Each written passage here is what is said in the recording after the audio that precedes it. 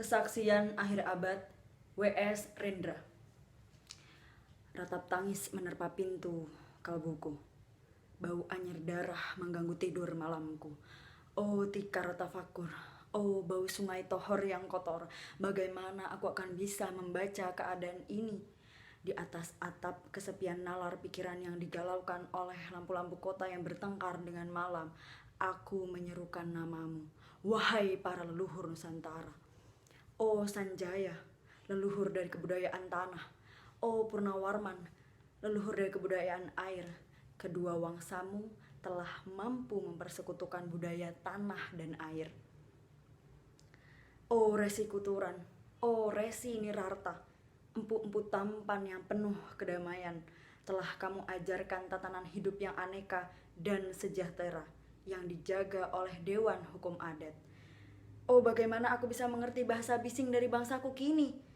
Oh Kajau Lalido, bintang cemerlang tanah Ugi, negarawan yang pintar dan bijaksana, telah kamu ajarkan aturan permainan di dalam benturan-benturan keinginan yang berbagai ragam di dalam kehidupan, ade, bicara, rapang, dan wari.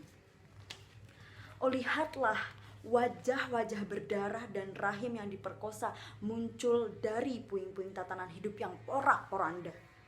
Kejahatan kasat mata tertawa tanpa pengadilan. Kekuasaan kekerasan berak dan berdahak di atas bendera kebangsaan. Oh anak cucuku di zaman cybernetik, bagaimana akan kalian baca prasasti dari zaman kami? Apakah kami akan mampu menjadi ilham kesimpulan, ataukah kami justru menjadi sumber masalah di dalam kehidupan? Dengan puisi ini aku bersaksi bahwa rakyat Indonesia belum merdeka. Rakyat yang tanpa hak hukum bukanlah rakyat merdeka. Hak hukum yang tidak dilindungi oleh lembaga pengadilan yang mandiri adalah hukum yang ditulis di atas air. Bagaimana rakyat bisa merdeka bila polisi menjadi aparat pemerintah dan tidak menjadi aparat hukum yang melindungi hak warga negara? Bagaimana rakyat bisa merdeka bila birokrasi negara tidak menjadi aparat rakyat melainkan menjadi aparat pemerintah yang berkuasa? Bagaimana rakyat bisa merdeka bila hak pilih mereka dipasung? Tidak boleh memilih secara langsung wakil-wakil mereka di Dewan Perwakilan dan juga tidak boleh memilih secara langsung camat mereka, bupati, wali kota, gubernur, dan presiden mereka. Dan partai-partai politik menganggap rakyat hanya abdi partai yang dinamakan massa politik partai, kaula partai, atau hamba partai. Bagaimana rakyat bisa merdeka bila pemerintah melecehkan perdagangan antar daerah dan mengembangkan merkantilisme dendels sehingga rela menekan kesejahteraan buruh, petani, nelayan, guru, dan serdadu berpangkat rendah? Bagaimana rakyat bisa merdeka bila provinsi-provinsi sekedar menjadi tanah jajahan pemerintah pusat, tidak boleh mengatur ekonominya sendiri, tatanan hidupnya sendiri, dan juga keamanannya sendiri?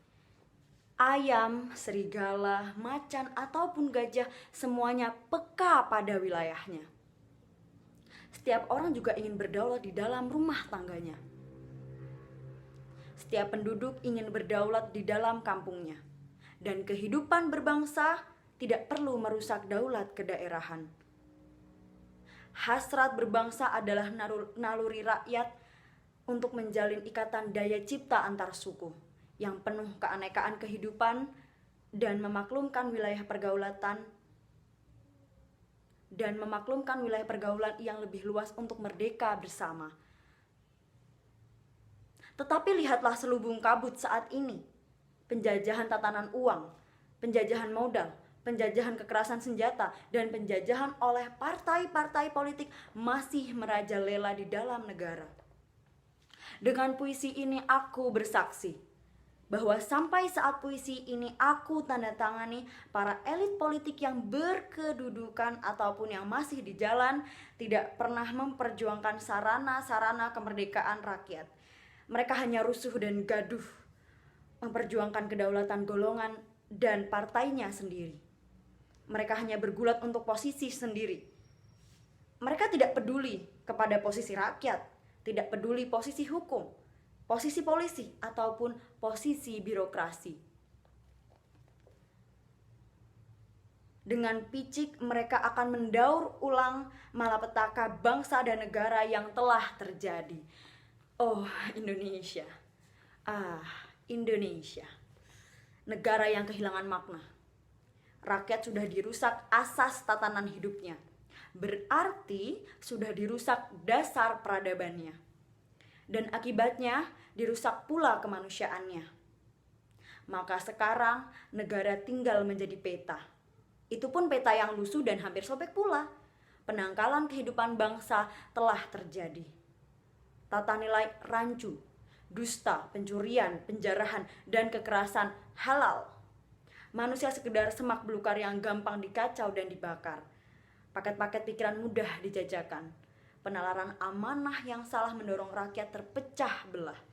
Negara tak mungkin kembali diutuhkan tanpa rakyatnya dimanusiakan. Dan manusia tak mungkin kembali diutuhkan tanpa rakyatnya dimanusiakan. Dan manusia tak mungkin menjadi manusia tanpa dihidupkan hati nuraninya. Hati nurani adalah hakim adil untuk diri kita sendiri. Hati nurani adalah sendi dari kesadaran akan kemerdekaan pribadi. Dengan puisi ini aku bersaksi bahwa hati nurani itu meski dibakar tidak bisa menjadi abu. Hati nurani senantiasa bisa bersemi meski sudah ditebang putus di batang. Begitulah fitrah manusia, ciptaan Tuhan Yang Maha Esa. Terima kasih.